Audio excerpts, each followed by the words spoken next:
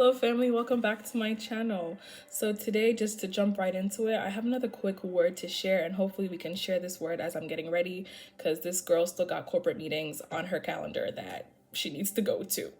We need to work on the lace and some other stuff going on right now, but that's not the focus. It's gonna come together. But we are gonna read quickly about Adam and Eve, because I'm sure we all know the story of Adam and Eve, but the message of today is know God's voice. And Adam and Eve is going to be located in Genesis chapter 3. I'm going to start from the 1 and probably head down to like the verse 4 or 5. We'll see.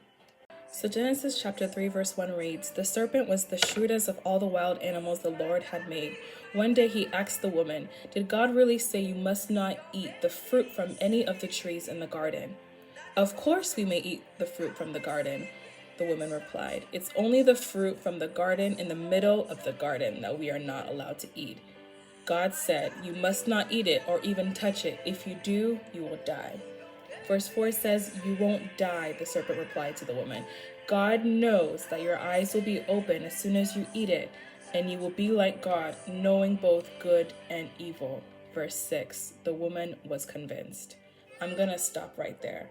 The woman was convinced. Actually, you know what? Let's read a little bit further. The woman was convinced. She saw that the tree was beautiful and its fruit looked delicious, and she wanted the wisdom it would give to her. So she took some of the fruit and ate it. But I'm going to go back to the woman was convinced. So then again, the main topic that we are going to treat today is just knowing God's voice. I have a personal story to kind of give of a situation that occurred.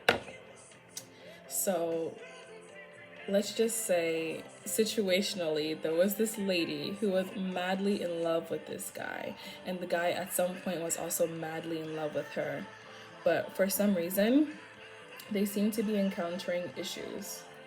And let's say the guy later on does not believe that the lady loves him. Like, this is not a love languages. Maybe you're not showing love in the way that he knows love. No, he genuinely believes that some way, somehow, you've turned into this evil monster. And basically, anything you say is null. If you say, "I love you," it's null. Anything that comes out of your mouth must be a lie, because that is just what he has convinced himself. That is what he has convinced himself to believe. Sounds scary, right? Okay, perfect. So going further with that, let's say because you guys have been in this relationship for like 6+ years, you don't want to lose this person. You're thinking to yourself, how or what can I do for this person to know that I love them and only them? Because you don't want to let go of this relationship. You don't want to, you're like, how could you even think this of me? You know that I love you. Which I would also like to say, there's a spiritual matter to life, all life. So that's another story for another day. But with this particular scenario, you're just trying to think, what can I do for this man to know that it is only him, it can only be him, and it has only ever been him. And so then you hear a voice, and the voice is telling you, go to extremes, because how can this person ever doubt that you love them? Like, you've cared for them, you've done this X, Y, and Z for them, go and slash their tire. I'm here to probably tell you, I don't know if that would necessarily be the voice of God, but you know yourself best. Or this voice keeps telling you other extreme stuff, like, oh, I know better. Like, if you do this, you're gonna feel so much better. Like, maybe if you do go ahead and slash his tires, like, you're gonna have this new peace and you'll feel so good, and it will equate to you being hurt. Like, it will, basically the enemy is trying to give you a voice. He's trying to give you something, an outlet, and he's telling you that this will equate to you being hurt. Like, this is the perfect representation, like, show how hurt you are. And if you don't go to this extreme, maybe you're not representing how, like, hurt you are. And so the person may just think that what they did was okay. And this voice is just here, and they're consuming you. It's consuming you, and you're here thinking, you know what, I must go to those extremes. But then you also have another voice that's telling you, you don't need to do that. Vengeance is for the Lord. And forget vengeance, but I have a better plan for you. Maybe this person, maybe this had to happen to your relationship because better is coming. So I'm here to tell you, that the enemy thinks he can give you better, or the enemy convinces us to believe that he can give us better. But not only can God give us better himself, he can give us best because he knows best. Not only does he know best, but he knows our life far way more ahead in many, many, many, many years than we know our own life. So just imagine that. Isn't that a little crazy to think about? I also want to read from Romans chapter 8, verse 27 and 28. And it says, the Father who knows all the hearts knows what the Spirit is saying. For the Spirit pleads with us believers in harmony with God's own will. And we know that God causes everything to work together for the good of those who love God and are called according to his purpose for them. So I just want us to take a second and let that part sink in.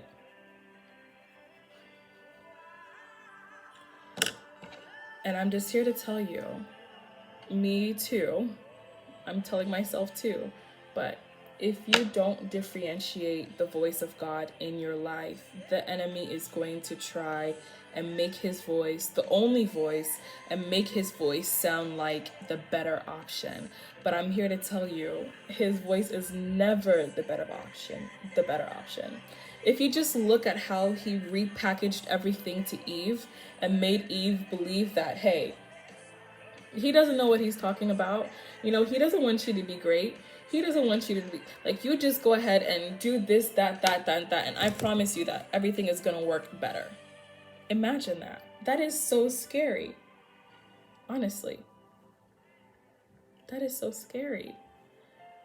And so without having identified the voice of God, the enemy is really easy. And then again, it said it himself, like it said it in scripture itself. He is a really creative enemy. Like he is not just gonna tempt you or bring something to you that he knows that you don't want or anything that wouldn't be useful to you. He's gonna definitely find what is attractive to you, know the situation that is going on in your life, and try and provide you a temporary solution to a much bigger problem. A very temporary solution to a much bigger problem. And in the end, those voices just want to win. But if you let them win, you find yourself in a much more complicated mess. And most of those times, you find yourself still crying right back out to God. Like, hey, I know you told me not to eat this. And I know you told me not to do this. And I know you told me to wait. You have better plans for me. I know you told me to do this X, Y, and Z. And I didn't trust you because the enemy made me feel like it was going to be better. But it's not. It's not. And that's the amazing thing about grace. God is such a forgiving, graceful God that he is always ready to welcome us back with such open arms. Despite all that we did, despite not trusting him, despite not having faith in him, and despite not allowing his will to reign. So I'm just here to encourage you. You may not be in a similar love story to this lady that I explained, but in your own life, ask yourself, am I hearing God's voice? Because sometimes I personally don't even feel like I deserve to hear God's voice. I'll be in the middle of doing the most randomest things, and all of a sudden my spirit will be giving me a word and will be speaking to me, and I'm like, I am underqualified. I don't deserve to be the servant that God, I'm not a prophetess. I'm not, who am I that God is here telling me X, Y, and Z and speaking this word through me? But we are God's child. I am God's child. We are God's children. So he still speaks. He still speaks. So learn the voice of God in your life. Maybe you're looking for a job. Maybe you're looking for someone to marry and you have multiple suitors in your life. Learn to hear God for yourself and know his voice so that the enemy does not deceive you. And even though I'm saying it, I know it is easier said than done. Because then again, the way that the enemy packages what he has to offer, he packages it so sweetly, so pretty, and it may look like that, but deep behind, It's a scam. It's such a mega scam. So trust in the God who knows your future. Trust in the God who knows your tomorrow. And as I'm saying this, I feel my own spirit being encouraged. Trust in the God who knows your tomorrow. And just to reiterate from what I had said earlier, the enemy tries to present to you what is a fake idea of better. But trust in your God who knows best, because best is better than better. And better is only temporary with the enemy. If the enemy gives you something, if he packages something to you as better, it is only better for his benefit temporarily. But God's best doesn't come with conditions. God's best doesn't come with, it comes with grace. It comes with mercy. It comes with forgiveness. It comes with love. So trust God's best for your life. But that doesn't mean that sometimes that doesn't mean that the journey to even trusting his best is easy. That's where faith comes in. And faith is a whole nother story on its own. And that doesn't mean that you're not going to fight battles while you're still trusting for God's best. That doesn't mean that you're not going to have to fast and you're not going to have to seek deeper revelations. Just because you trust God's best, know that the enemy is going to be here fighting it actively. He's going to be fighting you actively. But hold on to God's best for you. Hold on. Honestly, I got so distracted while I was attempting to make myself look quickly presentable that I was mixing the wrong brushes. I didn't even get to contour. I don't think I will get the chance to contour because I am running out of time.